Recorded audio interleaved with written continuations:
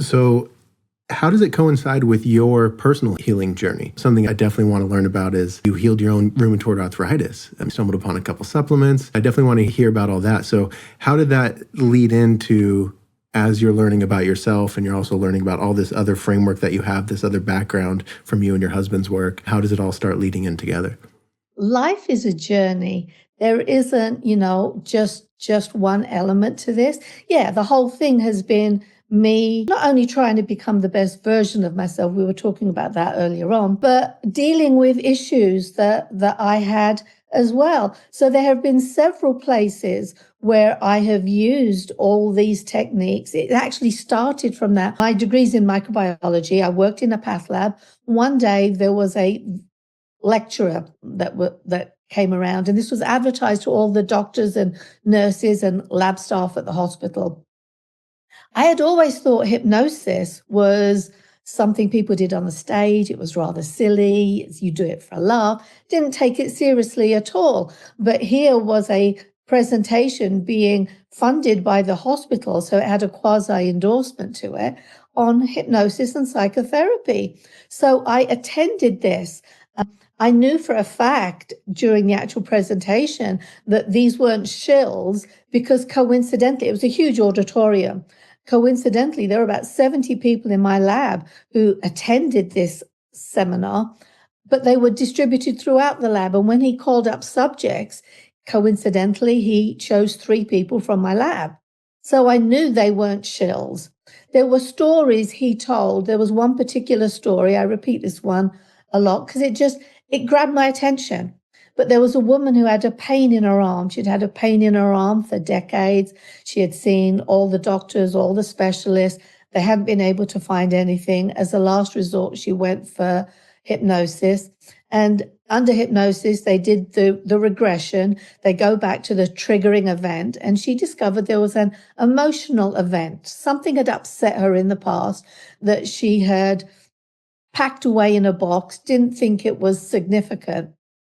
But that was the event that she remembered. The following day, she called the hypnotherapist and said the pain had gone. It had actually gone immediately, but she didn't trust it.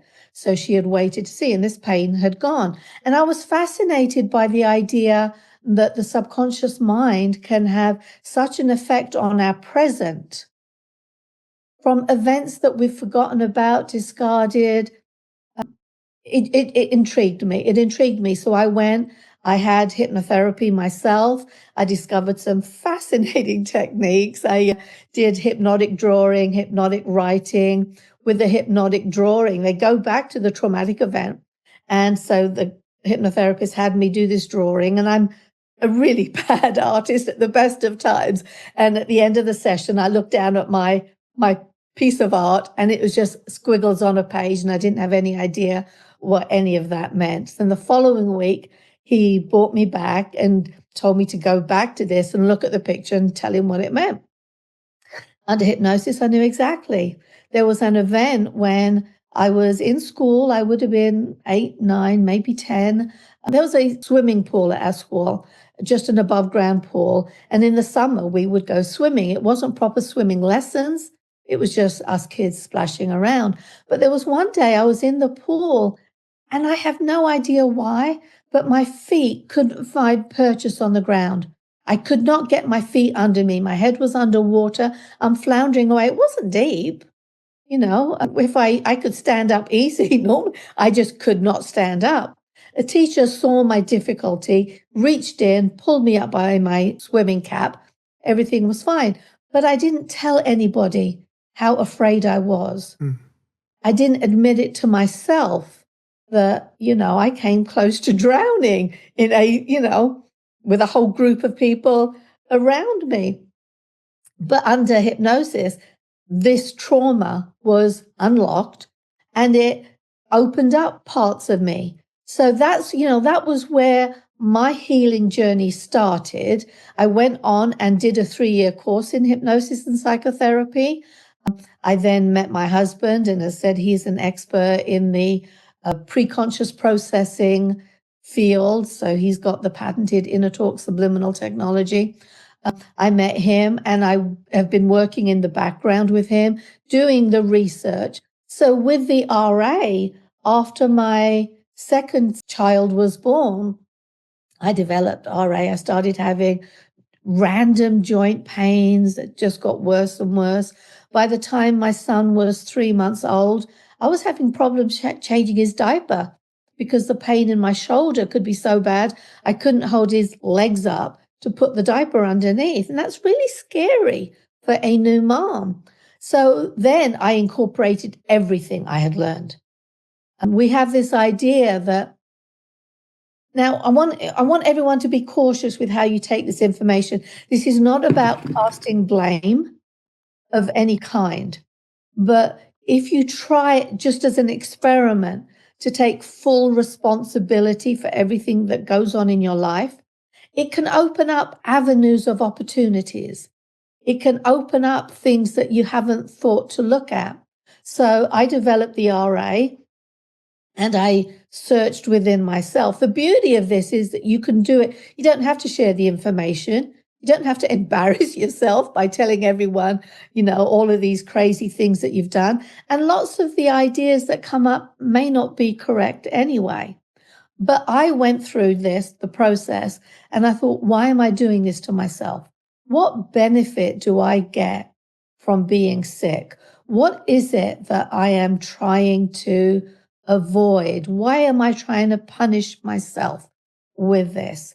So I did all of that work. Some of the ideas were nuts. Some of them maybe could be true. I don't know. So I did all of that. I also am fascinated by the placebo response. Our minds have great healing ability, and there is so much research there as well. So I don't know about how you turn on the placebo effect, but I do know how to turn off those things that can block us from healing ourselves. So if we believe that everything is out there, things happen to us, there's nothing we can do about it. Sometimes you get sick and that's all there is to it. I didn't want to go down that avenue. I wanted to say, my mind knows how to heal this. All I have to do is believe it enough. So we have an Inner Talk subliminal program, Accelerated Healing and Wellbeing. I played that program every night, all night for 15 months. So what I'm doing is just trying to program as deeply as possible this idea that my mind knows how to heal me. I allow that to happen. I can do this. I take away the blocks that say I can't do this, and I replace it with I can do this. 15 months in, I looked at alternative therapies. I didn't want stuff that just helped. I wanted to cure myself of this. I wanted it gone. Absolutely. 15 months in, I came across a supplement, CMO. It's freely available today on Amazon. It was just coming out then. The developer of this, the scientist behind it all, Dr. Sands, was alive still at the time, and I contacted his office to make sure there were no contraindications with nursing my child at the same time. I took this supplement, 2 tablets, twice a day for 2 weeks. And basically, the RA went. Now, I had tried to come off my RA meds before that, and it was not pretty. I could have these big flare-ups. My joints would, ping and get stuck in the wrong places. The pains would come back. I was unable prior to this to come off the doctor prescribed medications. But then I took the CMO for 2 weeks, came off my meds. A week after, I had a pain in my shoulder. I went back to the meds morning, night, and morning. Following week, the pain came back. I took the meds twice. Following week, the pain came back. I took the meds once. I've not taken any RA meds for 25 years now. None at all? No prescription meds either? Nope, nothing. Wow. Nothing at all. Wow. I don't know, Jacob, what actually healed me. When it comes to healing ourselves and personal development, sometimes you don't have to know which element it was that worked. I just know perhaps the CMO, if it was such a cure for RA, it would be curing everybody, and it's Mm, not. yeah. But it worked for me. Is it that my particular RA responded well to that? Is it that I had done all the other work and I just needed this placebo response to kick in? Mm, I needed to put it on something else. yeah. Yeah. Wh- All I know is that it worked. And so, yeah, this was a significant issue to me. I will try everything in my power to get it to work. I think it was a combination. I actually think it was a combination. I programmed myself to fully believe I could heal myself. I did the background work to say, is it this or is it that that I'm gaining from getting sick? I did all of that work, and then I allowed the Yeah. placebo to kick in. I don't Y- know, but it Yeah. worked. I do think there is some sort of, it's like an accumulatory ripening of sorts. I'm picturing a bucket being filled with water that has a tipping point at the middle to when it gets filled, it finally tips over and all the water dumps out. So once it gets to the top, it's now counterbalanced to tip over. Yes. I think there's something about that when it comes to our healing. I talked to a couple of people on the podcast that they have found some sort of supplement that seemed to have kind of pushed them over, and they can mark that looking back as kind of when it really turned off or turned on something, and it was a huge part of their journey. It's very interesting. There's something to that, right?